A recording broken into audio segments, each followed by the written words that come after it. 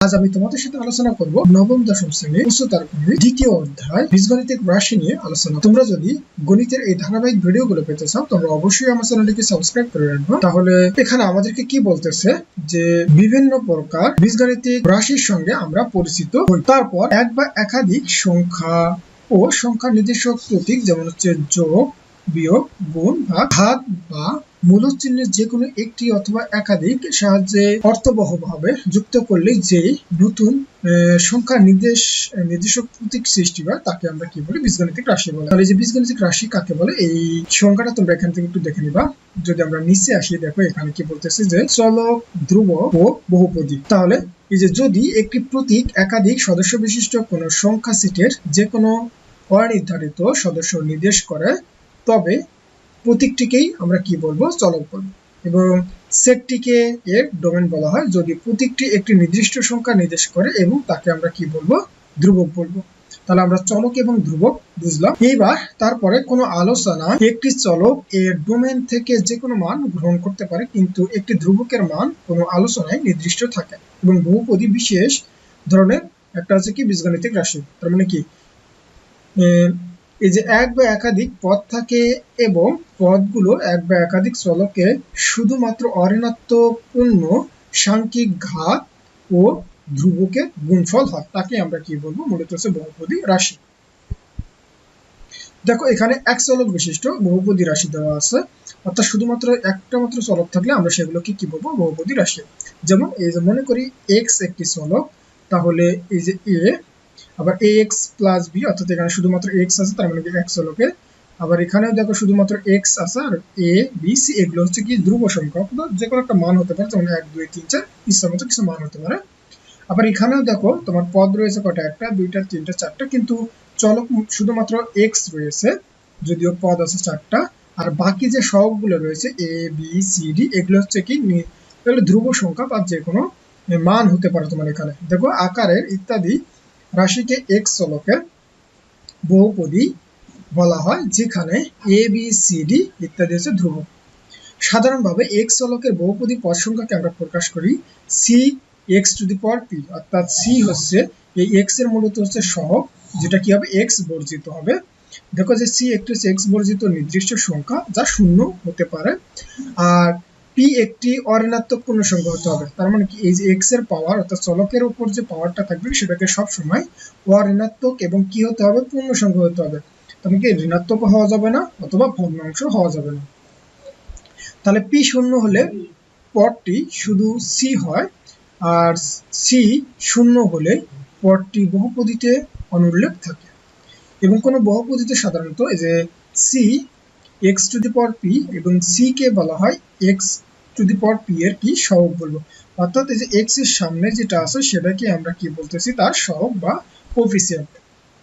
এবং x এর উপর যেটা থাকে, x এর উপর যে p আছে অর্থাৎ চলকের উপর যা থাকে তাকে আমরা কি বলবো? হচ্ছে মাত্রা বা ঘাত, অর্থাৎ এই যে p কে এই পদের মাত্রা বা ঘাত বলা হয়। এবার তারপরে দেখো যে কোনো বহুপদীতে উল্লেখিত পদসমূহের গরিষ্ঠ মাত্রাকে বহুপদীটির মাত্রা বলা হয় এবং বহুপদীতে গরিষ্ঠ মাত্রাযুক্ত পদটিকে আমরা কি বলবো? মুখ্য পদ। অর্থাৎ আমরা যদি দেখো এখানে একটা উদাহরণ দেওয়া আছে, তাহলে এখানে দেখো আমাদের হচ্ছে মুখ্য পদ কত হবে? এটা একটা মূলত x চলকের একটা হচ্ছে বহুপদী এবং এই যে দেখো আমাদের x এর সর্বোচ্চ ঘাত কত? 6, তার মানে কি এটাকে আমরা বলবো হচ্ছে মুখ্য পদ। তাহলে মুখ্য পদ হচ্ছে 2x টু দি পাওয়ার 6, আর মাত্রা কত? x এর সর্বোচ্চ মাত্রা 6, তার মানে মাত্রা হবে আমার 6। মুখ্য সহগ কত? তার মানে এখানে হচ্ছে আমার 2 এবং ধ্রুব কত আসতেছে? হচ্ছে -5।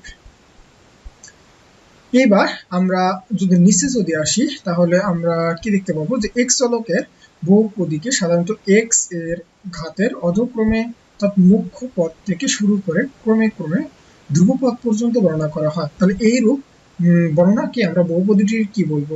আদর্শ রূপ বলা হয়। তাহলে দেখো এখানে একটা উদাহরণ দেওয়া আছে। উদাহরণে কি বলতেছে আমাদের যে p of x ইকুয়াল কি দেওয়া আছে যে 3x³ plus 2x² minus 7x plus কত 8 হলে তাহলে p of -2 এবং p of 1/2 এর মান কত? জাস্ট আমরা কি করব? এই যে p of x এর পরিবর্তে যদি p of 2 বসাই, তো যেখানে x থাকবে সেখানে খালি কি বসাবো? যে 2 বসাবো। তাহলে যদি আমরা 2 বসাই তাহলে আমরা এখান থেকে কত পাবো 26। আবার আমার p(-2) মানে হচ্ছে যেখানে x থাকবে সেখানে কি বসাবো, যে -2 বসাতে হবে। তাহলে হিসাব করলে কত আসবে আমার হচ্ছে 6। এবার p(½ মানে কি, জাস্ট শুধুমাত্র x যেখানে আছে সেখানে আমরা কি বসাবো, হাফ বসাবো। তাহলে হাফ বসালে আমার উত্তর আসবে কত, 43/8। তাহলে আশা করি এতটুকু বুঝতে পারছো। এবার দুই চলকের বহুপদী, এর আগে আমরা যতগুলো দেখলাম সবগুলো হচ্ছে এক চলকে, এবার দুই চলক হলে আমাকে কি থাকবে, মনে করো x y আমার দুইটা চলক রয়েছে, তার মানে এগুলোকে দেখো এখানে যে কয়েকটা রাশি দেওয়া আছে সবগুলোতে x এবং y ব্যতীত অন্য কোনো চলক নেই, তার মানে কি এগুলো সবগুলো হচ্ছে আমার কি দুই চলকের একটা বহুপদী। তার মানে এই রূপ আমরা দুই চলকের বহুপদীকে প্রকাশ করতে পারি, অর্থাৎ সাধারণ রূপ হচ্ছে এটা, অর্থাৎ c x⁻p y⁻q, অর্থাৎ c হবে একটা নির্দিষ্ট একটা সংখ্যা, যেমন 1 2 3 4 5 ইত্যাদি হতে পারে। আর p হচ্ছে আমার x এর পাওয়ার, আর y হচ্ছে আমার q হচ্ছে আমার y এর পাওয়ার। তার মানে এই p এবং q কে সবসময় ঋণাত্মক এবং কি হতে হবে, পূর্ণ সংখ্যা হতে হবে। দেখো যে p এবং q ঋণাত্মক পূর্ণ সংখ্যা, তাহলেই মূলত সেটা কি হবে, বহুপদী হবে। যদি কখনো এই পাওয়ার গুলো ঋণাত্মক অথবা ভগ্নাংশ হয় তাহলে সেটা কখনোই কি হতে পারে না, বহুপদী রাশি হতে পারে না। তাহলে তাই বলতেছে, দেখো যে c x⁻p y⁻q পদে c হচ্ছে এই x⁻p ও y⁻q এর একটা হচ্ছে সহগ। আর এরকম যদি গুণ আকারে থাকে তার আমরা মাত্রা নির্ণয় করব কিভাবে, এই চলকের পাওয়ার গুলোকে যোগ করে, অর্থাৎ p যোগ q হবে মূলত হচ্ছে এই পদের মাত্রা। তাহলে এখানে দেখো একটা উদাহরণ দেওয়া আছে, যে এই যে p x y অর্থাৎ একটা দুই চলকের একটা কি দেওয়া আছে, বহুপদী রাশি। তাহলে এর মাত্রা কত হবে, দেখো তো সর্বোচ্চ মাত্রা আমার কত আছে, x এর ওইখানে কত 3, y এর কত 3, তার মানে কত হবে, মাত্রা 3 হবে। আর তুমি যদি এবার হচ্ছে কি বসাও, যে এই যে x এর পরিবর্তে যদি হচ্ছে 1 আর y এর পরিবর্তে যদি 0 বসাও, তার মানে তুমি একটা মান পাবে, সেটা কত, -1। ঠিক একই ভাবে দেখো আমরা তিন চলকেরও কি করতে পারি, একটা বহুপদী রাশি চিন্তা করতে পারি। তাহলে তিন চলকের বহুপদী রাশি আদর্শ রূপ হচ্ছে এটা। তাহলে আশা করি তোমরা বুঝতে পারতেছো। এইবার দেখো আমাদের এখানে কিছু কাজ দেওয়া আছে, যে বলতেছে যে নিচের কোনটি বহুপদী নির্ণয় কর। তার মানে আমরা বহুপদী হওয়ার জন্য শর্ত কি থাকবে, যে চলকের মাত্রাটা সবসময় ঋণাত্মক এবং কি হতে হবে, পূর্ণ সংখ্যা হতে হবে।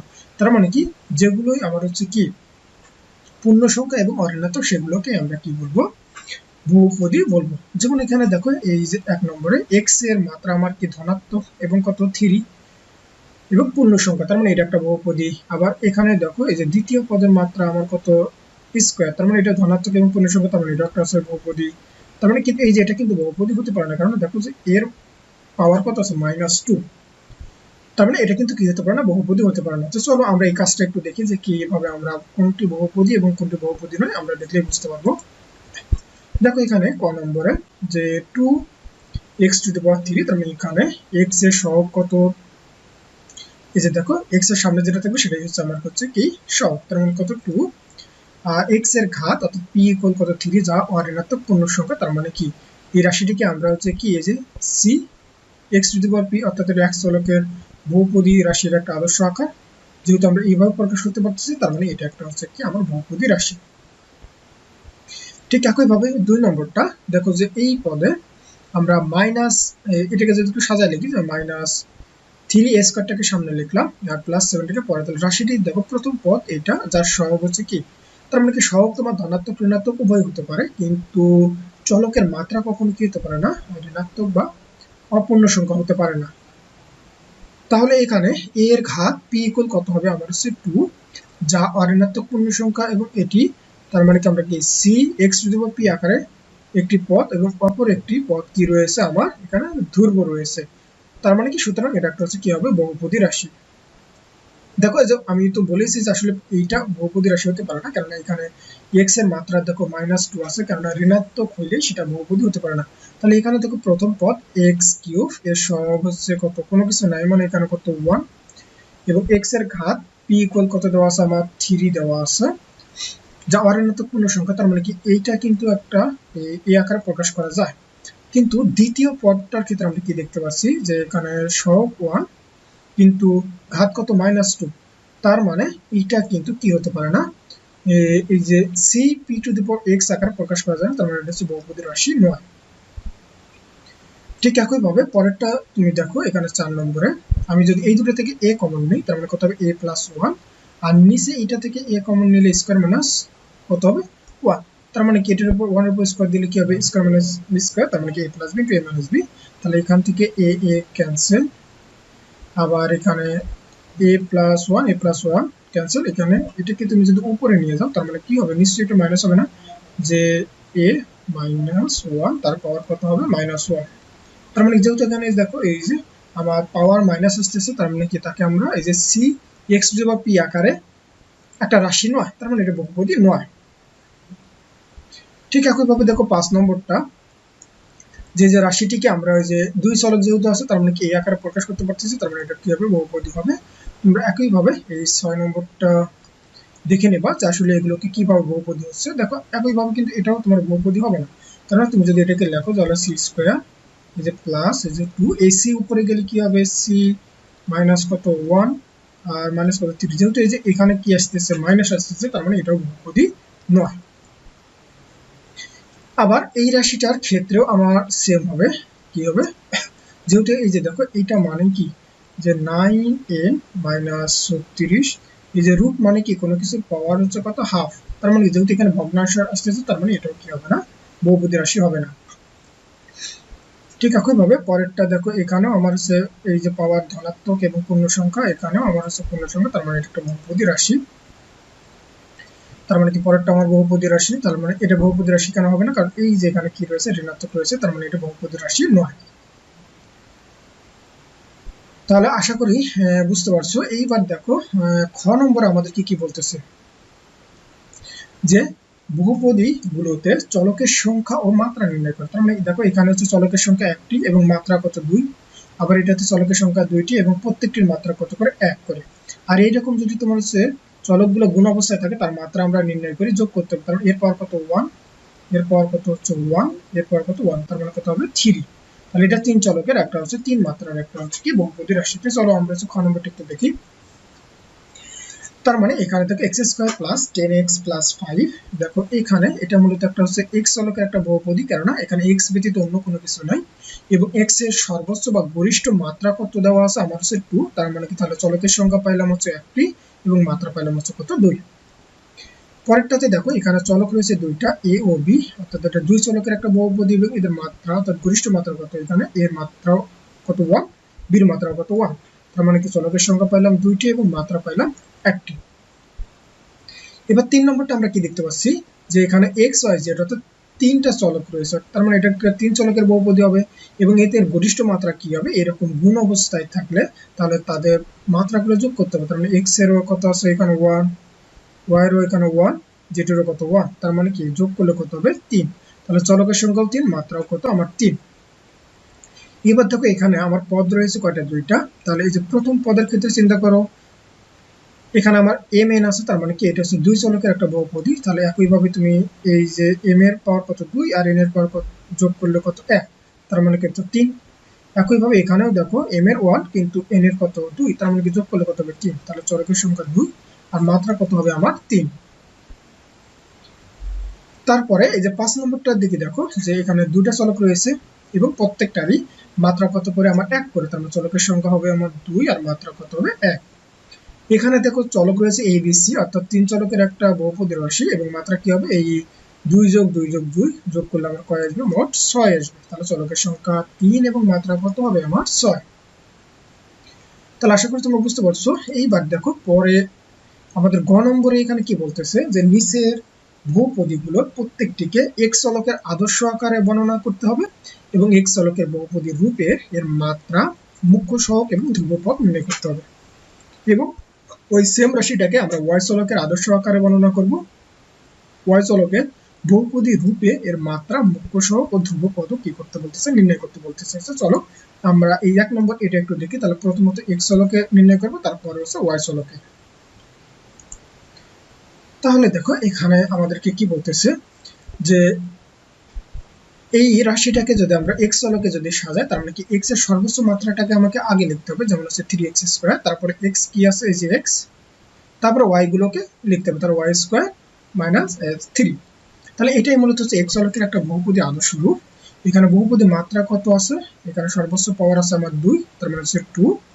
তাহলে মুখ্য সহগ কত, এখানে আছে 3। ধ্রুবপদ তার মানে x ব্যতীত যা আছে, তার মানে কি এই যে মাইনাস ওয়াই স্কোয়ার কত 3, অর্থাৎ x ব্যতীত যা থাকবে সবগুলো হচ্ছে কি হবে ধ্রুবপদ। তাহলে মাইনাস ওয়াই স্কোয়ার মাইনাস 3। তাহলে আমরা এই x চলকে বহুপদী আদর্শ আকারে আমরা কি পাইলাম, যে মাত্রা পাইছি 2, মুখ্য সহগ পাইছি 3, আর ধ্রুব পাইলাম এটা।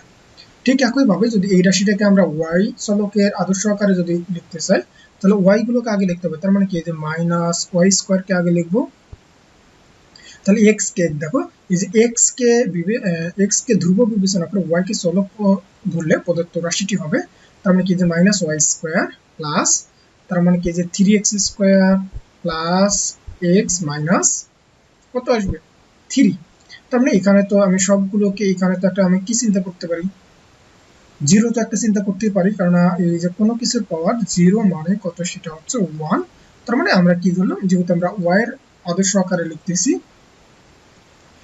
তাহলে এখানে y চলকের এটা আদর্শ আকার এবং y চলকের মাত্রা কত আমার হচ্ছে 2, আর মুখ্য সহগ কত, এখানে কোনো কিছু নাই মানে 1 আছে, তার মানে -1, আর ধ্রুবপদ হবে এই পুরো জিনিসটাই আমার কি একটা ধ্রুবপদ, কারণ এর মধ্যে কোনো y নেই। তাহলে আশা করি তোমরা এতটুকু বুঝতে পারছো। এইবার আমরা যদি খ নম্বরটা দেখি, অর্থাৎ 2টা দেখি, তাহলে এখানে x চলকের প্রথমে আদর্শ আকারে লিখলে আমার x এর সর্বোচ্চ পাওয়ার কত আছে, এই যে x⁴, তারপরে আছে x⁴, তারপরে x², তারপর 3। তার মানে এটা মূলত হচ্ছে x চলকের বহুপদী আদর্শ রূপ। তাহলে এখানে মাত্রা কত আমার, এই যে পাওয়ার আছে হচ্ছে কত আমার 6, তারপরে সহগ হচ্ছে কত -1, আর ধ্রুবপদ কত রয়েছে এই যে 3।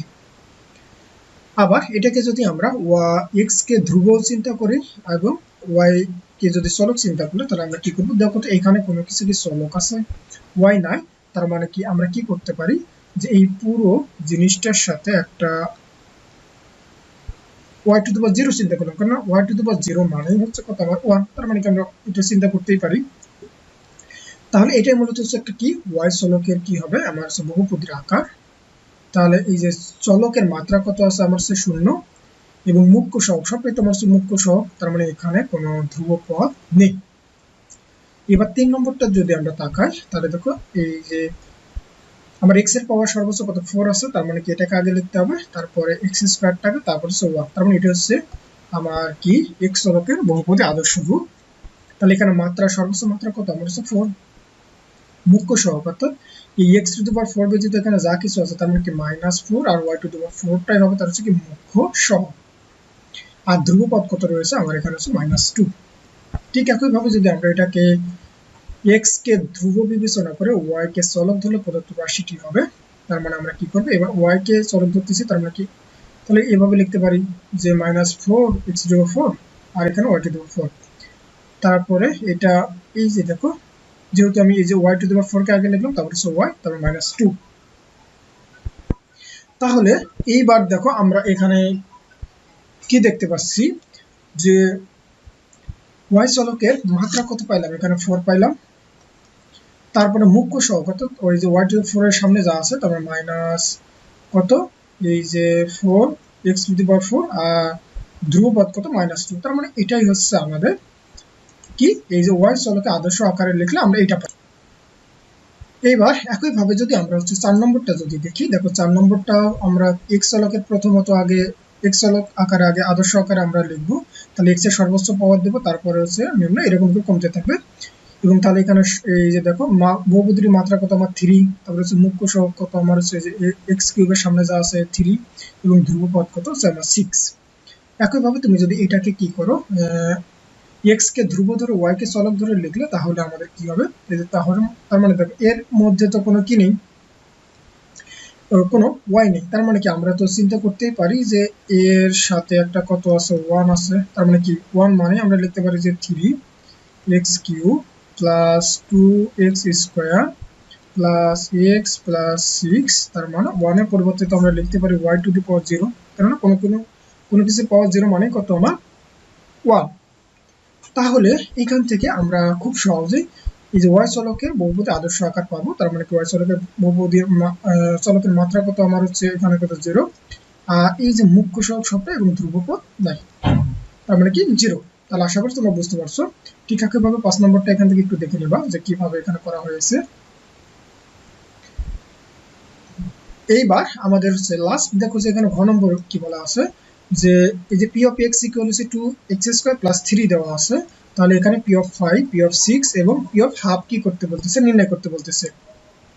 জাস্ট খালি আমরা কি করব, এই যে পি এর পরিবর্তে যখন অর্থাৎ পি অফ এক্স এর পরিবর্তে যখন এখানে 5 বসাবো, তার মানে কি যেখানে এক্স আছে সেখানে 5 বসাবো। তার মানে কি যে কত হবে 2 ইনটু 5 স্কোয়ার প্লাস কত 3, তার মানে কত হবে 53। একইভাবে আমরা যখন হচ্ছে 6 বসাবো, তার মানে কি এখানে কত বসাবো এক্স এর পরিবর্তে 6, তার মানে কত হবে তখন 75।